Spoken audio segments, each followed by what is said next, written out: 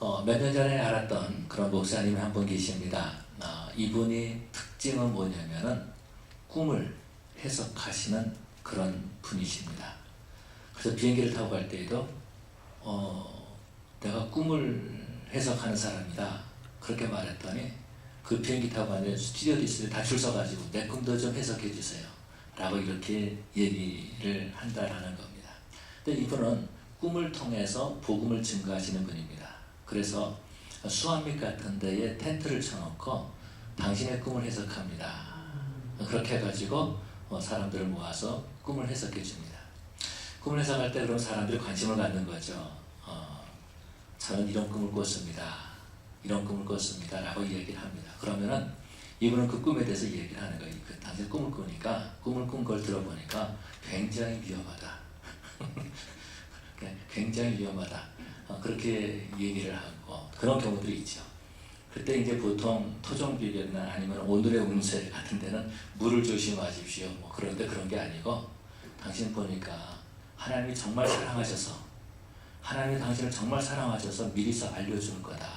그러니까 내가 당신 하나님께 기도해라. 그러고 내가 당신을 위해서 기도해줘도 되겠느냐? 라고 이렇게 말한답니다. 그러면은 다 모든 사람들이 다 나를 위해서 기도해 주세요 라고 얘기한답니다. 그러면은 기도를 쭉 하고 난 다음에 내가 따라하는 기도를 해라. 그러면은 당신은 정말로 행복한 삶을 살 수 있다. 그럼 그렇게 할 수 있겠느냐? 그래서 예, 제가 그렇게 하겠습니다. 그렇게 따라하는 기도를 해가지고 예수님을 영접시키고 그러면서 복음을 증거하는 그런 목사님이 계십니다. 전에도 한번 제가 저희 있던 교회에서 꿈에 대한 해석을 이렇게 꿈에 대한 것을 강의를 했습니다.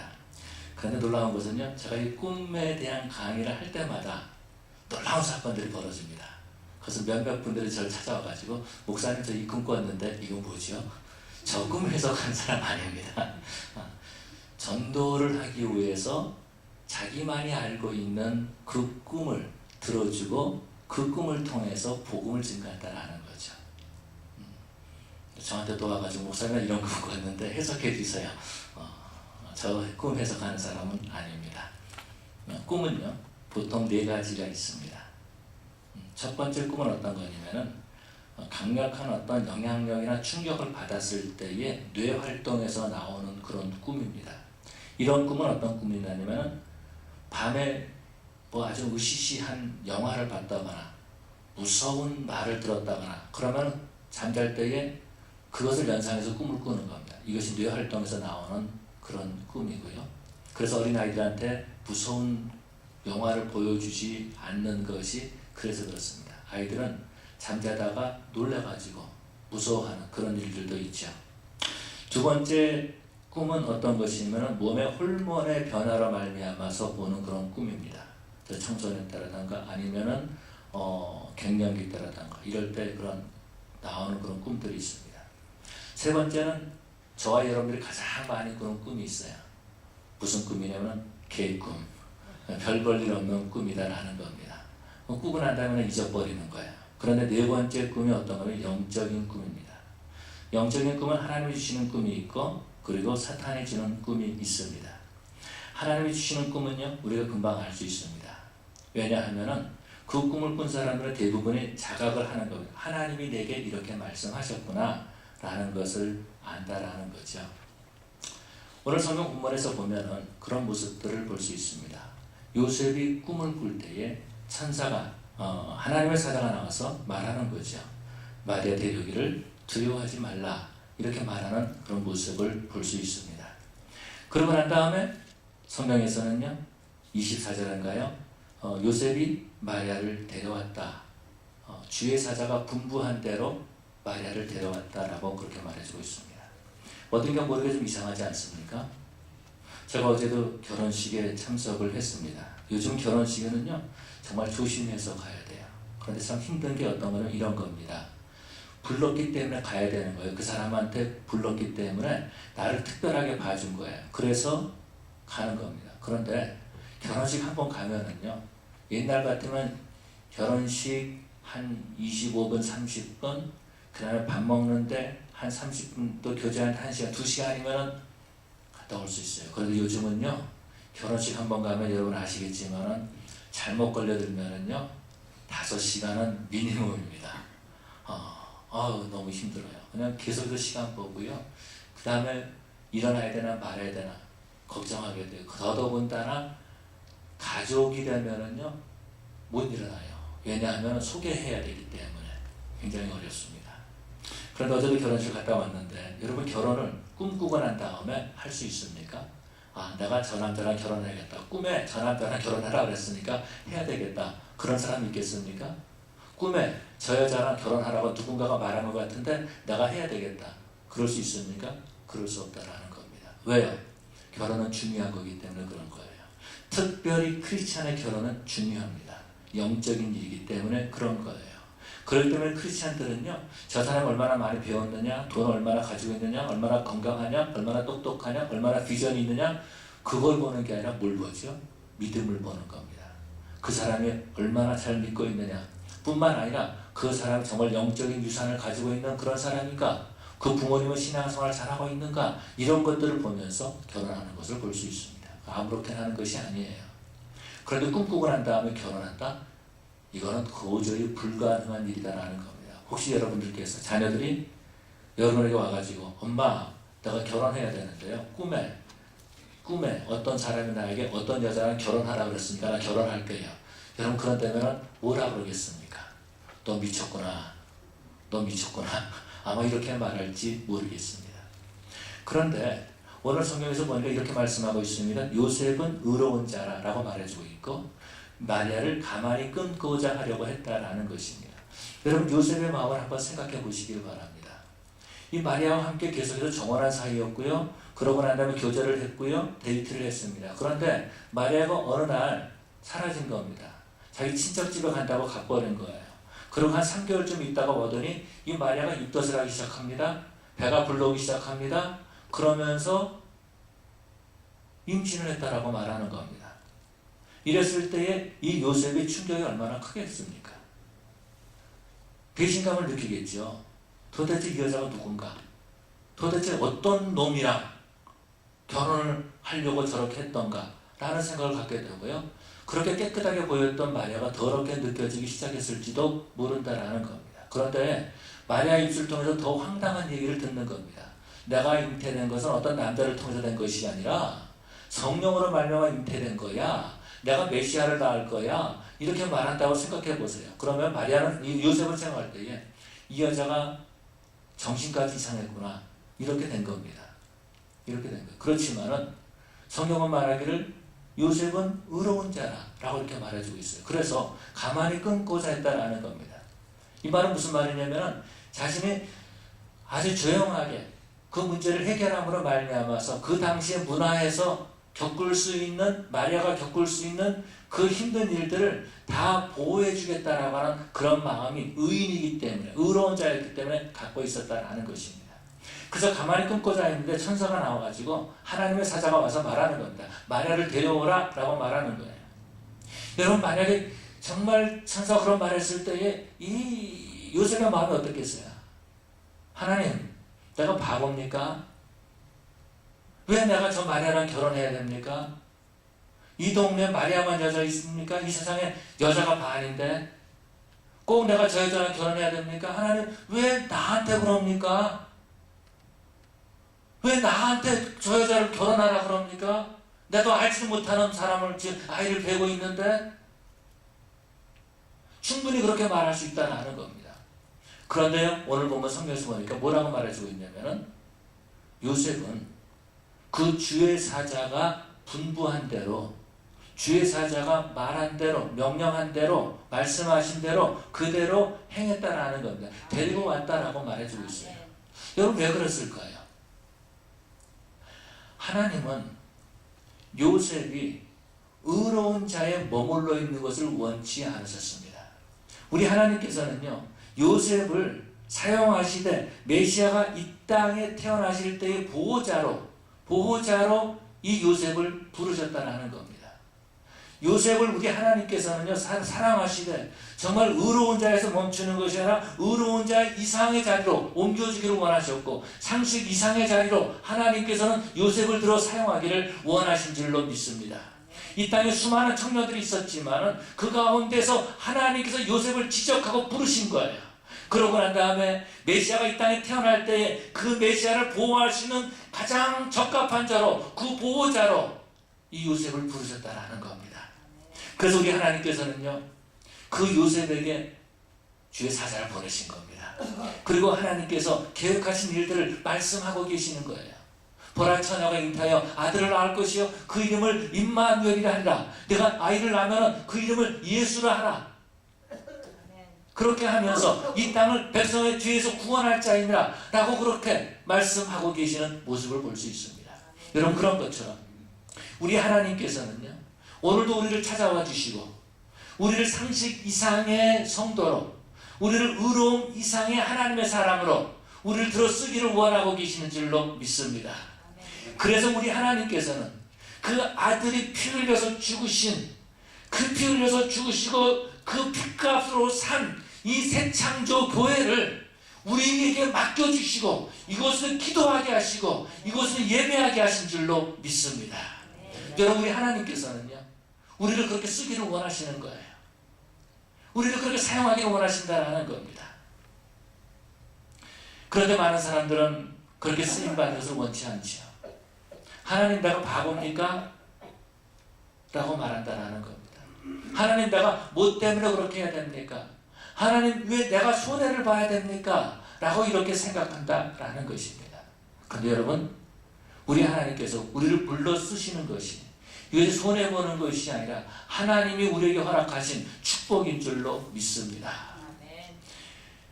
요셉을 보면은요 그런 모습들을 볼 수 있습니다. 요셉은 이렇게 마리아를 데리고 온 다음부터는 메시아의 보호자의 삶을 살아갑니다. 그 인생을 살아갈 때 삶의 목표가 바뀌는 모습을 볼 수 있어요. 요셉의 삶의 목표가 돈을 버는 것도 아니었고요. 잘 사는 것도 아니었고요. 뭐 다른 것이 아니었어요. 요셉의 삶의 목표는 어떤 거냐면 어떻게 하든지 내가 마리아를 보호하고 어떻게 하든지 내가 이 아이를 보호해야 되겠다라고 하는 그러한 마음으로 가득 차 있었다라는 것입니다. 우리는 어떻게 할 수 있습니까?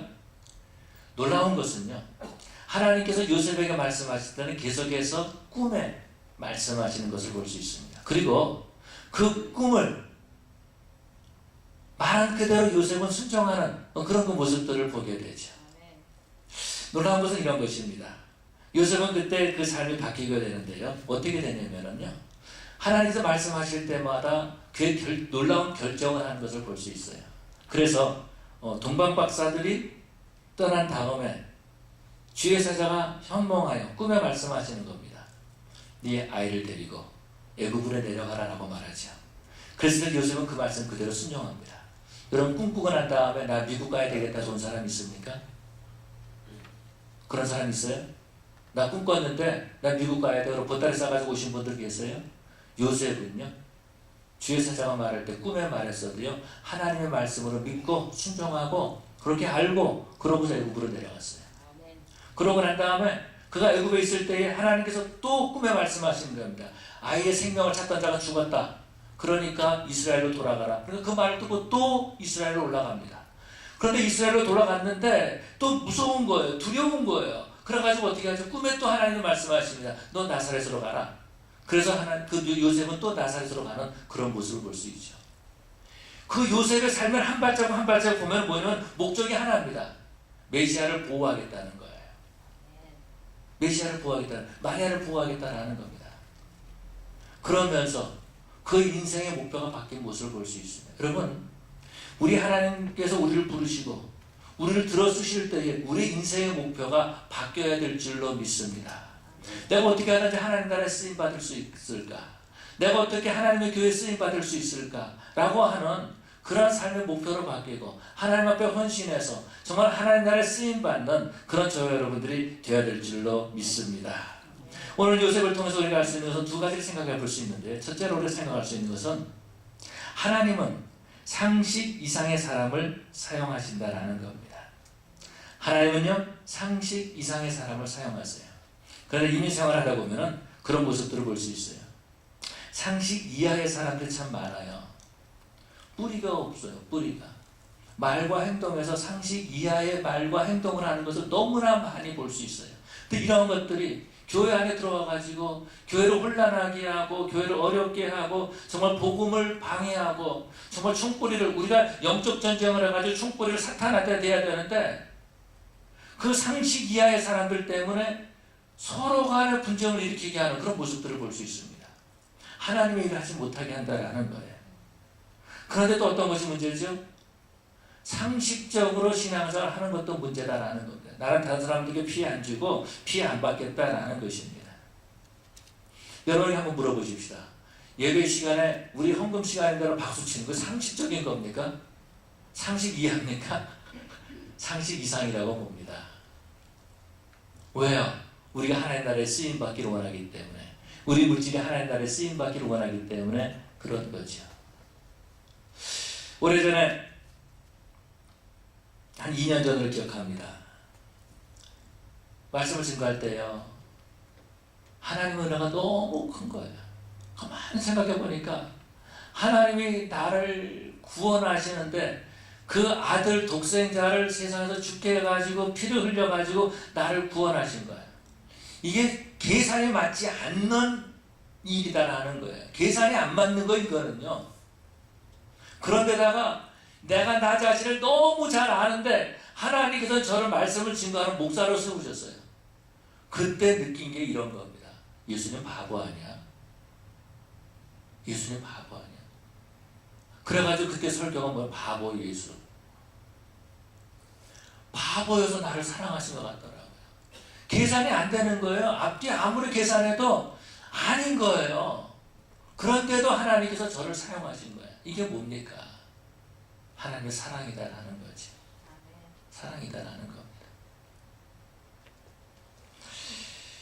여러분들 자녀를 키울 때 그러지 않습니까? 부모는요 자식을 사랑할 때 바보가 돼야 되는 거예요. 여러분 자식들을 키울 때 상식으로 자식 키웠습니까? 상식으로 자식 키웠어요? 아니면은 계산해가지고 자식 키웠습니까? 아니잖아요. 뭘로? 사랑으로. 사랑으로. 사랑으로. 사랑은요 상식 이상입니다. 그렇기 때문에 우리도 그런 사랑을 받고 자랐고요. 그리고 우리도 그 사랑을 자녀들에게 주고 있는 거예요. 그렇기 때문에 아버지 하나님의 사랑도 바보적인 사랑이고 부모의 사랑도요 어떤 거는 바보와 같은 사랑이에요. 그 사랑을 그 상식 이상의 모습을 요셉이 행하는 모습을 볼 수 있죠. 바보가 아닌 이상 어떻게 마리아를 데려올 수가 있겠습니까? 그런데 요셉은 마리아를 데려옵니다. 그렇게 됐을 때 하나님 나라에 쓰임받는 인물이 되는 거예요. 메시아의 아버지가 되지 않습니까? 예수님을 목수의 아들이라고 말하지 않습니까? 요셉의 아들이라고 이렇게 말하고 있지 않습니까? 그렇게 하나님께서는 요셉을 그렇게 들어쓰시는 모습을 볼 수 있습니다. 여러분과 상식 이하의 신앙생활이 아니라 상식적인 신앙생활이 아니라 정말 상식 이상의 신앙생활을 함으로 하나님 나라에 쓰임받는 그러한 일꾼들이 되어야 될 줄로 믿습니다. 우리가 또 살펴볼 수 있는 것은 이런 것입니다. 요셉에 대해서요 성경은 이렇게 말씀하고 있습니다. 요셉은 의로운 자라. 그래서 요셉이 의로운 자이기 때문에 마리아를 가만히 끊고자 했다라고 말해주고 있습니다. 여러분 예수 믿는 사람들은 다 의로운 자입니다. 예수의 보혈로 피로 말미암아서 우리가 구속 곧 죄 사함을 받았고요. 예수님의 보혈로 피로 하나님께서는 우리를 보실 때 의롭다라고 보신다라는 겁니다. 그래서 우리는 의인이에요. 근데 어떤 의인입니까? 죄에서 용서함 받은 의인이다라는 것입니다. 죄에서 용서함 받은 의인이에요. 그런데 우리 하나님께서는 하나님의 일에 쓰임을 받기 위해서 죄에서 용서함 받는 그런 의인이 아니라 의인 이상의 사람을 들어 사용하신다라는 거죠. 여러분 예수님 당시에도 의인들이 많이 있었습니다. 그 당시에 바리새인들이요 의인이었습니다. 하나님 믿는 사람들이었어요. 율법을 지키는 사람들이었어요. 일주일에 2번을 금식했던 사람이에요. 11조 생활했던 사람이에요. 우리보다 하루 훨씬 더 신앙생활 잘하고 열심히 있었고요. 하루에 3번 시간을 정해놓고 기도했던 사람들이에요. 그런데 그들을 하나님께서 쓰신 것이 아니다라는 겁니다. 왜 그랬을까요? 그들은요 그렇게 함으로 스스로 의인이 됐다라고 생각한 거예요. 오늘 문제는 뭡니까? 교회 의인이 있기 때문에 문제다라는 거죠. 스스로 내가 의인이라고 생각한다라는 겁니다. 내가 11조를 냈으니까 의인이고, 내가 기도를 하니까 의인이고, 내가 예배에 참석하니까 내가 의로운 사람이다라고 생각한다라는 것입니다. 여러분, 그것이 의로운 사람입니까? 바리새인이죠. 예수님 당시 그렇게 말씀하고 있지 않습니까? 그 바리새인이 하나님 앞에 기도하지 않습니까? 나는 일에 2번을 금식을 합니다. 나는 11조를 냅니다. 그런데 저 세리는, 저 죄인은 그가지 않지 않습니까? 오 하나님 영광 받아 주시옵소서. 우리 하나님이 그렇게 말씀하시거든. 내가 너는 더러워서 못 쓰겠다. 아니면 이렇게 말씀하실지 모르겠어. 내가 너를 치사해서 안 쓰겠다. 여러분, 우리 하나님 그런 하나님이시죠. 우리 하나님은요, 의로움 이상을 요구하신다라는 것입니다. 의로움 이상의 사람을 들어 사용하시는 것이 어떤 거죠? 순종이다라는 겁니다. 그래서 요셉은 주의 말씀에 분부하신 대로 행하였다라고 말해주고 있어요. 이것이 바로 순종이다라는 것입니다. 하나님 말씀에 순종하는 거예요. 성경이 이렇게 말씀해주고 있지 않습니까? 사무엘상에 순종이 제사보다 낫다 이렇게 말씀하고 있습니다. 순종하는 것이 11조 드리는 것보다 낫다라는 겁니다. 순종하는 그것이 바로 내가 스스로 의인입니다라고 하는 그것보다도 훨씬 더 낫다라고 말해주고 있는 거예요. 우리 하나님께서는요, 우리를 의인 이상의 자리도 들어 올려주시고 우리를 쓰기를 원하고 계시는 줄로 믿습니다. 아멘. 여러분, 우리는요, 하나님 앞에 나올 때 하나님, 나도 요셉처럼 쓰임받기를 원합니다. 나도 마리아처럼 쓰임받기를 원합니다. 하나님, 내가 하나님 나라에 쓰임받기를 원한다면 내가 바보가 돼도 좋습니다. 하나님 나라에 정말 내가 쓰임받기 원한다면은요, 사람들이 나를 다 비난한다 할지라도 나는 좋습니다. 여러분, 이러한 모습을 가져야 될 줄로 믿습니다. 그런데 오늘날 하나님을 위해서 바보가 된다는 것은 너무 힘든 일 같아요. 너무 다들 똑똑해요. 바보가 되기를 원치 않는다라는 거죠. 결국은 하나님 나라에 쓰임받지 못하는 안타까운 모습을 볼 수 있습니다. 그러면 하나님 앞에 엎드릴 때, 하나님, 나도 요셉처럼 쓰임받게 해주시옵소서. 정말 마리아처럼 주의 여정이오니 주의 말씀이 내 말씀대로 내게 이루어지이다 라고 말하는 그런 고백이 나에게도 있게 해주시옵소서. 정말 그 요셉이 주의 사자의 분부대로 행하였더라 라고 하는 그런 메시지가 나에게도 있게 해주시옵소서. 그래, 놀라운 것은 요셉은요, 거기서 끝난 것이 아니었어요. 아이를 낳기까지 동침하지 아니했다라고 말하는 거죠. 완전히 하나님의 말씀에 자기 자신을 집어넣은 겁니다. 하나님께서 너 동침하지 마라 이런 얘기 안 하셨거든요. 그런데 더 드리고 싶었던 거예요. 하나님 나를 부르시니까 하나님 나는 하나님이 원하시는 것보다도 더 드리기를 원합니다 라고 하는 그런 마음이 있었던 거죠. 하나님 앞에 더 헌신하기를 원합니다. 하나님 나를 좀 사용하여 주시옵소서. 여러분, 새창조교회는요, 바로 그러한 교회가 되어야 될 줄로 믿습니다. 바보 같은 교회.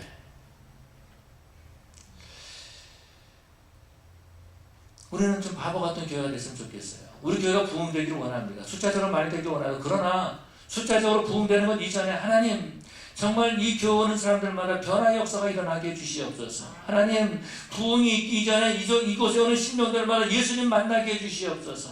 하나님, 이곳에서 기도할 때 기도를 들어 응답하여 주시옵소서. 이것이 먼저 돼야 되지 않겠습니까?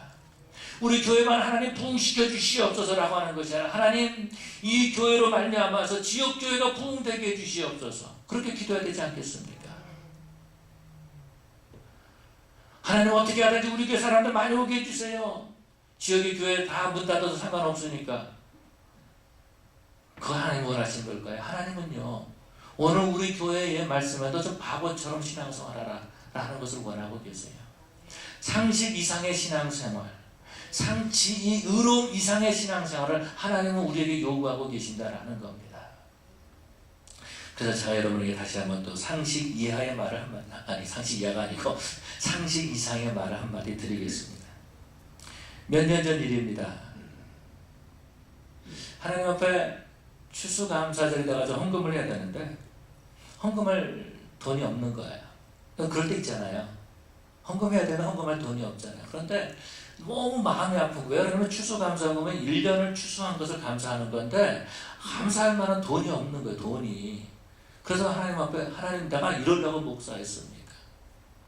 아니 헌금도 못 드리는 목사가 이게 뭡니까? 막 그러면서 불평하기 시작했어요. 참 좀 못되잖아요. 그렇게 불평하기 시작했어요. 너무 내 자신이 비참한 거예요. 여러분 헌금을 드리고 싶은데 헌금할 돈이 이게 정말 비참한 일입니까? 내 자신이 너무 비참한 거예요. 그리고 우리 가족이 너무 비참한 거예요. 그래가지고 그때 어떻게 해야 되지? 그러다가 하나님께서 주신 지혜인지 아니면 내가 만들어놓은 꾀인지는 모르겠습니다.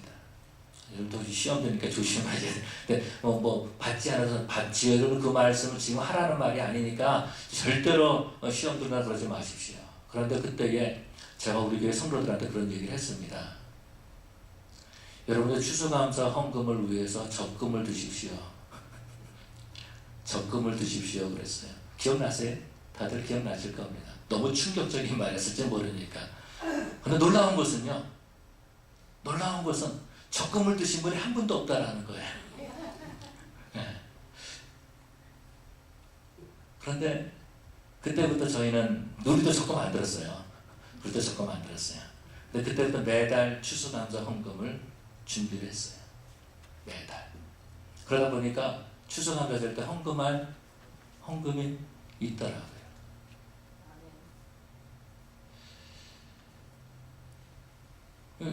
상식 이상의 말이죠. 헌금할 때 적금해가지고 헌금할 때 이러면은 아마 이렇게 말할지 저 목사는 돈을 사랑하고 돈을 좋아하고 돈에 미친 돈의 노예구나 이렇게 말할지 모르겠어요. 그게 아니고 하나님 나라에 쓰임받고 싶다라는 겁니다. 하나님께 내 모든 삶을 다 드리고 싶다라는 겁니다. 그렇게 될 때에 주의 분부대로 행하였다라는 겁니다. 정말 우리 새창조 교회는요 하나님 나라에 쓰임받는 그런 교회 돼야 될 줄로 믿습니다.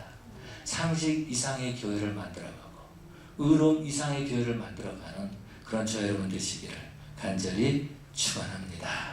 다 같이 기도하시겠습니다. 사랑의 아버지 하나님 감사합니다.